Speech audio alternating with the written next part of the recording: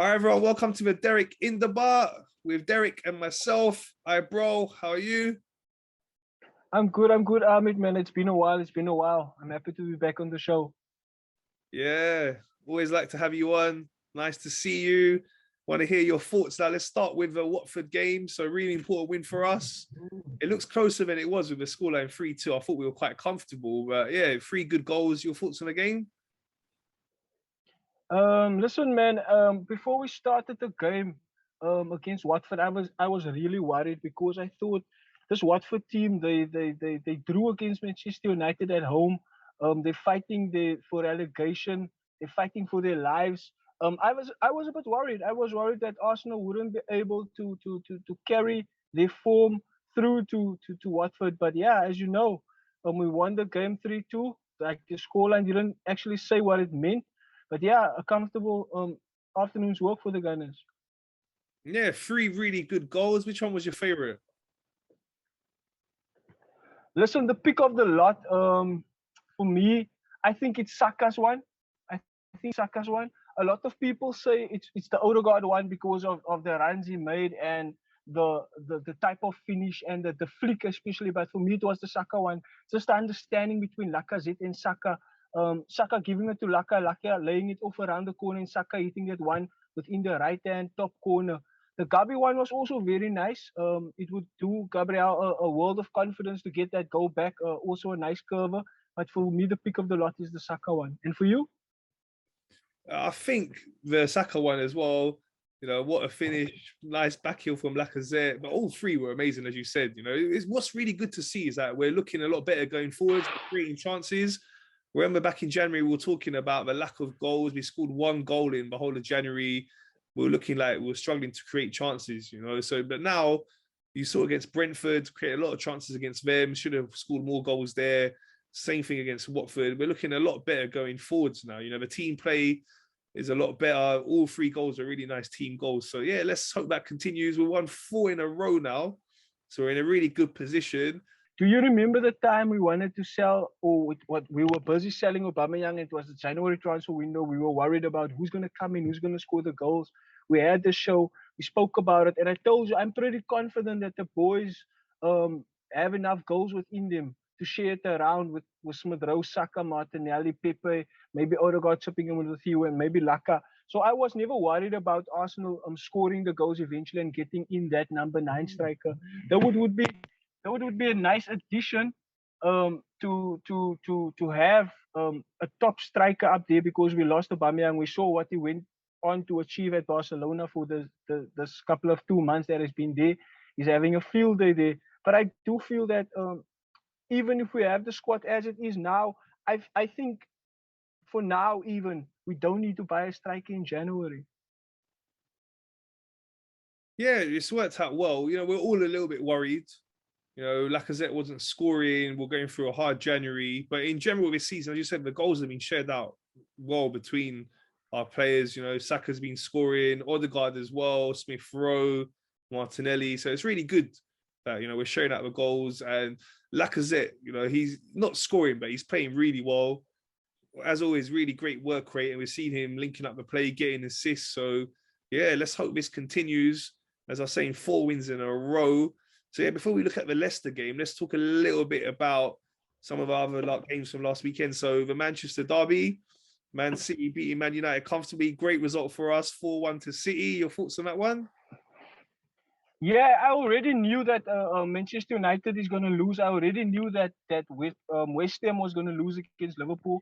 That's why as soon as we won that game, I posted on the social media platforms and the WhatsApp groups. I told them this is the lock, and this is how it's going to stay this whole weekend. And then they were running their mouths. Nah, Manchester United always have a good record against City. Blah blah blah. Wow wow wow. I told them, yeah, I know what you're saying, but have you seen how dismal you are at the moment? Ronaldo is not there. Harry Maguire is now, I heard he designed a new role, which is a false 5. You know, we have a false 9.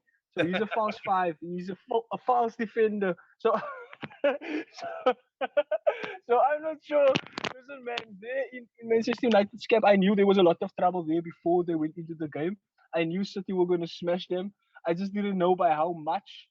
So yeah, Manchester United were dismal as usual, and as soon as they lose in whatever way, shape, or form it may be, I'm a happy man. Just to put the cherry on the cake, and the Gunners keep on progressing, winning games comfortably, sharing the goals around, looking good in attack and also in defense. So yeah, I'm happy. I'm happy. City was doing what City is doing. City wants to win the league, and if they want to win the league, they have to take care of small fries like Manchester United and everyone that's not on their level.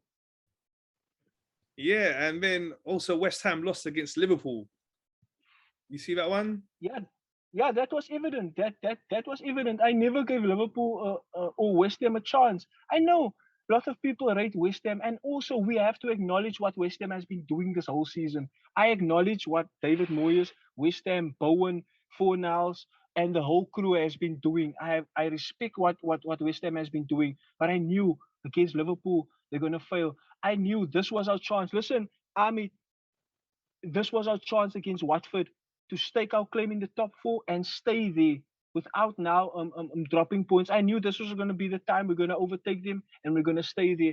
West Ham is not going to win any more games soon. West Ham is going to drop out. Manchester United is going to drop out. Chelsea is going to drop out. Speaking about Chelsea a bit later. So all of them, they don't have the players, they don't have the form, they don't have the consistency. We're peaking at just the right moment. Yeah, we're in great form. 4 wins in a row. We're seeing our rivals all struggling. The inconsistency of Tottenham, West Ham, and Man United. So great position for us. Before we go into looking at this weekend's games, let's talk a little bit about the Chelsea situation. So we know the news came out a couple of days ago that there's some sanctions for them. Their owner has had these assets freeze, so it's going to affect how they operate as a club. Your thoughts on that? Yeah, man, it's a sad situation. What is happening there, Chelsea? We spoke about it this morning when I went to the barber, and this guy is a Manchester United fan. The barber himself, he was moping about Chelsea and the situation currently at Chelsea, and it's not right what they're doing against Chelsea. Yeah, man, it's not right what they're doing against Chelsea. They have a Russian owner. And I told him, listen, you don't need to worry about Chelsea. Chelsea is a football club within England. Chelsea belonged to England way before the Russian owner came there. So Chelsea's going to maintain within England. Chelsea's not going to suddenly drop now. Chelsea's not going to have no fuel money to go to games or no kid sponsors or anything like that. Or I heard, I don't know what the implications of your accounts being frozen as a club means. I don't know what that means. But I'm sure Chelsea will be able to free up some money within their ranks just to continue and finish the season. It is not a good situation that Chelsea is in now. It's gonna affect their mentality going through with the season. They have to finish the season. I heard the sanctions going around. They won't be able to buy players. There will no hiking of ticket sales. The merchandise shop got closed. Blah blah blah. And yeah, it's terrible for what's happening at Chelsea. But I know once Roman is out and Chelsea's been sold back to the English public. I don't know who's going to buy it. Probably someone in England, probably American buyer, whatever. But I do think Chelsea will stand up and they have to fight. They don't. I know it's difficult, but this must not affect the performances on the pitch. Yeah, it's going to be interesting to see what happens. You know, as you said, once they are sold, then new owners, and then it'll be like business as normal. But until that situation happens, you know, it's a bit of a messy situation for them. Also, the ticket sales for fans as well. They're only allowed to have this season ticket holders for 10 games. I don't know what's going to mean for the away fan situation as well, because the revenue from away fans goes to the home team, but Chelsea are not allowed to receive any income. So it's all a bit messy. You know, they can't sell any merchandise. So yeah, I don't know how it's all going to play out, but we'll find out more in the coming days. And yeah, let's move on to the weekend now. So I'm sorry. Can I just add the? I'm really sorry for Chelsea, right? I'm really sorry for Chelsea, but for me, the stars are just aligning, man. The stars are aligning for Arsenal to just get that top four. But Arsenal is in that top four. Arsenal is going for the top four position, and apparently they're going to deduct 9 points from Chelsea. I don't know why. I hope it doesn't happen, because if it happens, we go above them. And also the other thing is, I hope they're not going to strip all the silverware that Abramovich brought to Chelsea, because that's also talks that I hear. They might whatever Abramovich in his era achieved at Chelsea, it's going to be scrapped. Yeah, like, it's all a sensitive situation, all the political stuff that's going on. We know it's a crazy time right now around the world with this whole situation. Don't really want to go into Yeah, politics, it's not something yeah, yeah, to be involved in. Sports should be kept away from politics as much as possible. But yeah, yeah, that's their situation they're in, and let's see how that all gets resolved. So yeah, as I was saying, let's go into yeah, matches now. So we got Leicester. We're at home. Leicester have been poor in recent times, compared to having been playing the last couple of seasons. They're really struggling this season, but they've still got many dangerous players, the likes of Tillemans, Madison. So we got to be on our game. Winning 4 in a row now. The confidence is there. We're scoring goals, so I'm confident we can get the job done. What's your thoughts on the game? yeah. When I spoke about the Leicester game to another guy, we were doing a combined 11. Um, um, After a show we watched, and we spoke about it about a year back. Um, if we were to look at this combined 11, no Arsenal team would actually have featured in that team, because Leicester was at the brink of attaining Champions League football. They're the winners of the FA Cup, and they were looking good, man. And there was no you couldn't see any Arsenal player going into that Leicester team or the combined 11. Fast forward 12 months later, I don't see any Leicester player, um, barring perhaps Jamie Madison and Jamie Vardy getting into that combined 11. So I don't see Leicester or Brendan Rodgers. I don't know what has happened. I heard it's a combined situation, injuries, COVID, and just a lack of poor form and a lack of goals that had Leicester where they are now. But in Europe, they're faring quite well. And I don't underestimate the likes of Tillemans, Madison, Harvey Barnes, Ricardo, and those type of guys, and Soyancho at the back. If they were on the day where they get into the groove, we know, I know they can beat any team they want to. I don't see Leicester winning us. Yeah, it should be a comfortable win, but we know in the Premier League every match is difficult. So, like I say, the defense has to be wary of their attacking threats, and yeah, going forwards we're looking good. So I can see us getting a few goals. I'm going for 3-0. What's your prediction? Who's playing home? We're at home. We're home. Yeah, I also think we can go.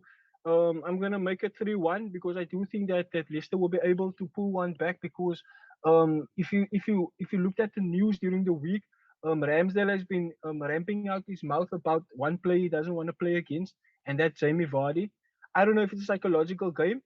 I don't know if it's gonna bite him, but if you're a goalkeeper, you don't make that type of statements right before a game, and the type of strike you're gonna play like Jamie Vardy. Jamie Vardy has a knack of sucker punching us whenever he likes to. Jamie Vardy has scored a few goals against us. Um, Harvey Barnes himself is a madman when he starts to run, and then they have Jamie Madison and Tillemans who can do magic within the midfield. So I'm very wary of them. I don't see Leicester not scoring. So I would go for 3-1. Okay. We're at the stage of season, any win will do. We'll take a 1-0, 2-1, whatever, just getting the win. Yeah. That's the important thing. We're in a really good position. So into fourth now, games in hand on the rest. If you look at the 3 games in hand we have, though, it's Liverpool at home, Chelsea away, and Tottenham away. How many points do you think we can get from them 3 games? At most 7. At most 7. Because I do think that we can win Chelsea away. I do think that we can win Tottenham. Um, the Liverpool game is a bit tight. I don't think we ready yet to write another exam against Liverpool. Because once we get against Liverpool and they set up an examination paper for us, we usually fail it dismally. So I would say if we could get a draw against Liverpool, that would feel for me like a win. So 7 points at most out of the 9. Yeah, that'll put us in a great position. We're in a position now where we're in fourth, we're ahead of all the rest with these games in hand. So picking up as many points as possible from them games will be great, and we should be quite comfortable for us to get top 4. But it's down to us now. We've got to keep consistent, beat the teams that we should be beating, and if we can beat Leicester, then that takes the pressure off that Liverpool game. Yeah, and then this weekend, 2 of our rivals are playing each other. So it's Man United versus Tottenham. Hopefully it'll be a draw and they both drop points. But yeah, what's your thoughts on that game? Yeah, man.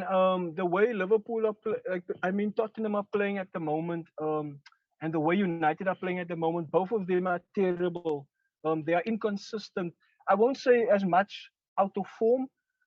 Inconsistency doesn't go with their form. I do think that individually they have players that can turn up at any given stage to hurt anyone. We know Kane and Son can hurt any team, and Harry Maguire isn't the best defender in the world, and Manchester United's defense has been looking shaky. But then you can say vice versa. Manchester United have Ronaldo, Bruno Fernandes, and they have this Ilanga boy getting now into the goals, and he's starting to become a threat. Fred is playing like the Brazilian that he ought to be. McTominay is quite decent. Then they bring in Alex Telles and also the other boy Dallo for that game. And then they should be comfortable, because I do think that United can win this game, but I also think that Tottenham can win this game. So for me, a draw would be a perfect result. But if I don't want to sit on the fence, I would go for a Tottenham win. Tottenham will win them 2-1. Okay, I'm going for 2-2. I think it'll be a high scoring game. Both defenses are a bit weak, so let's see. Best result for us is a draw. West Ham, they're still there. We're 3 points ahead of them. We've got 3 games in hand. But as we said, the 3 games in hand are difficult. So you've got to say West Ham are still in it. They got a tricky game this weekend against Aston Villa at home. Your thoughts on that one? Oh no. There's no doubt about it. Aston Villa is gonna hammer them. Listen, if you can see the type of work that Continue is doing, and the work that Gerrard is doing with Continue feels that he is the main instigator within that Aston Villa team. He's playing some fantastic football. He's turning up at the right positions at the right time. The same with Digna. The same with Chambers. Ollie Watkins is on fire. Ramsey is on fire. This Aston Villa team is playing football. West Ham themselves is not that bad, but I don't see them beating Aston Villa. So I would go for Aston Villa win 2-0. Okay, I think West Ham at home, their record's really strong. They've won some good matches there. They beat the likes of Chelsea and Liverpool, beat Wolverhampton there recently as well. So I think that home advantage will help them to sneak maybe a 2-1 win. But yeah, it's really getting exciting now. We're getting to the business end of the season. Not long to go to the end of the season. May's just a couple of months away.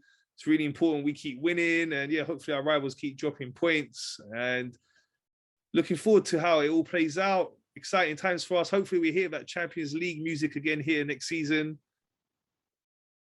Yeah, man. Listen, my son has never heard the Champions League music. He's 9 years old now, so I'm hoping that we could bring at least some joy to him. I hope you can sit at home, in your room or wherever in your sitting room, if you're not going to the stadium, and hear the Champions League music within your place of residence.